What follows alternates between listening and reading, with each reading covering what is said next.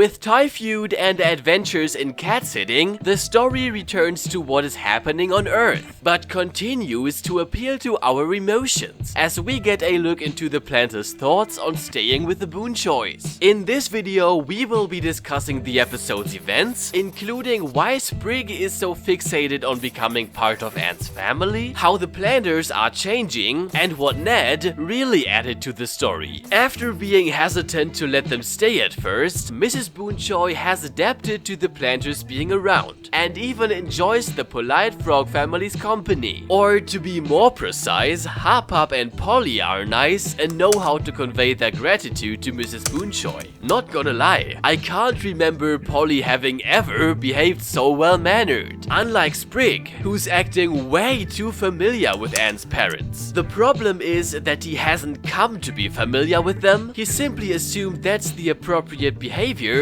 ever since they first arrived at the Boonchuys' house, as can already be seen in the new normal, when he was pondering whether he should call Mr. and Mrs. Boonchuy Mom and Dad. Imagine your child brings home a friend for the first time and they call you Mom or Dad. Yikes. While the Plantars are worrying if they aren't freeloading in the episode's second part, in Thai Feud, unfortunately, Sprig really does come across as a freeloader. Of course, we all know that this Pikachu cat shirt wearing goofball is a good boy. So of course, there's a valid reason behind all of this. According to Sprig himself, he has always wished for a bigger family. His enthusiasm concerning Anne's parents emerges from his own parents' death. Though he had Hop caring for him, understandably, he has been trying to fill the void that not having loving parents created. After all, Sprig is still just a child. You can't expect a child to just deal with this emotional trauma all on their own.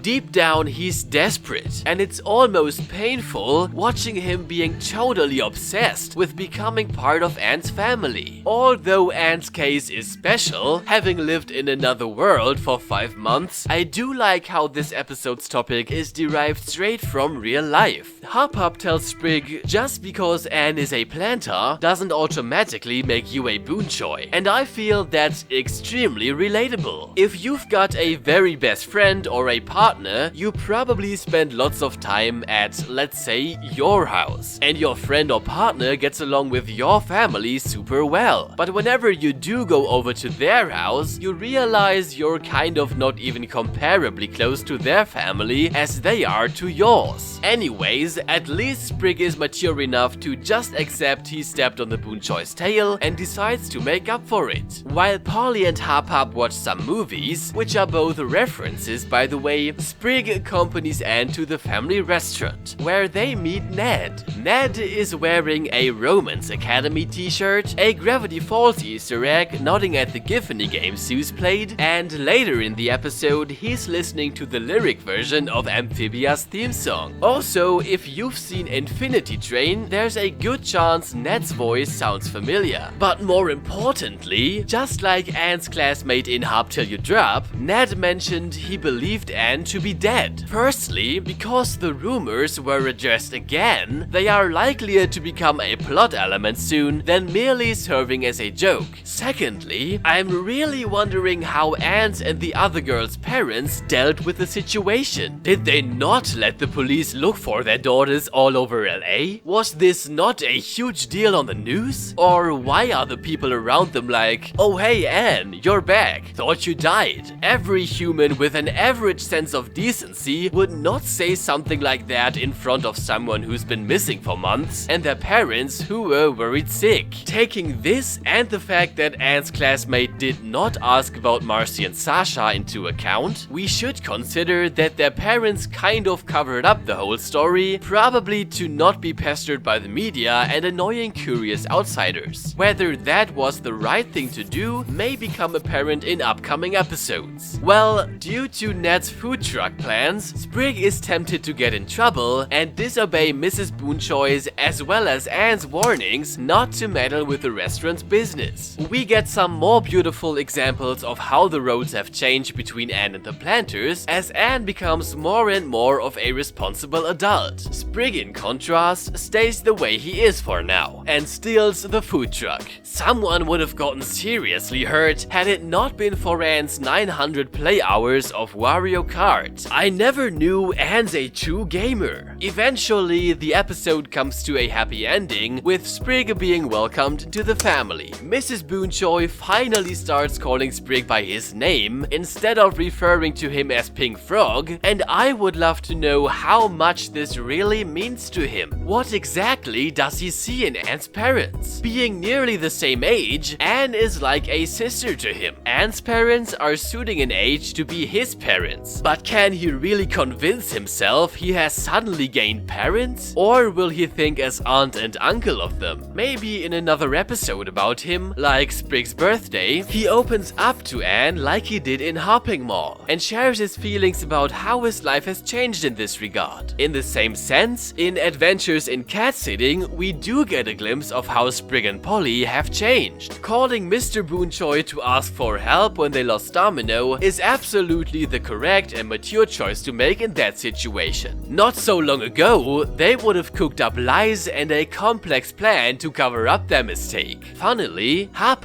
doesn't seem to have picked up on that lesson. Perhaps this is a teeny tiny teaser for an approaching point in his development. The kids adjust to life on Earth more quickly than him, being reason why he grows ashamed of his continuous screw-ups. Besides that, it is revealed that 1 week has already passed since True Colors. Bearing this in mind, firstly, it's probably time for the robot assassin to return soon. Secondly, an update on the situation in Amphibia should also be due, since during this week a lot must have happened, even after the events of Turning Point. On top of that, the second half of the episode added more Easter eggs, like the Suspicion Island promo, the Kirby level completed dance, and Matt's obligatory Sonic the Hedgehog reference. Want to get more Amphibia and cartoon content uploaded directly to your feed? Subscribe to Frogtoons. See you next time.